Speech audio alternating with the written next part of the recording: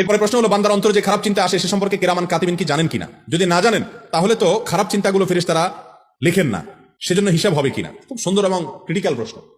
আমাদের মনের ভিতরে যেসব চিন্তা আসে এগুলো ফেরেশতারা জানে কিনা? আমাদের মনের খবর আল্লাহ জানে, সেটা তো আমরা জানি। ফেরেশতারা জানে কিনা এটা একটা দরকারি প্রশ্ন। যদি বলেন যে জানে না, তাহলে হাদিসে আসছে মান হাম্মা বিহাসানাতিন, যে ব্যক্তি মনে মনে কোনো ভালো কাজ করার প্রতিজ্ঞা করলো, ফালাম ইয়ামালহা, কিন্তু কাজটা সে করার সুযোগ পায় নাই, কিন্তু নিয়ত ছিল তার পাক্কা যে সে করবে, কিন্তু করতে পারলো না। হজ করবে, টাকা টুকা সব জমা দিছে, করোনা এসে গেছে, চাইতে পারলো না বেচারা, কিন্তু তার প্রতিজ্ঞা ছিল ঠিক, নিয়ত ছিল খাঁটি, টাকাও দিছে, কিন্তু পারলো না। তো নবীজি বলেছেন ওই যে নিয়তটা খাঁটি ছিল, ভেজাল ছিল না, কিন্তু কোনো কারণে হয় নাই, তো আল্লাহ তাআলা তার কারণে তাকে সওয়াব দিবেন। এখন এই সওয়াবটা লিখবে কে? ফেরেশতা। তো ফেরেশতা যদি না জানে কি নিয়ত করছে, কেমনে লিখবে?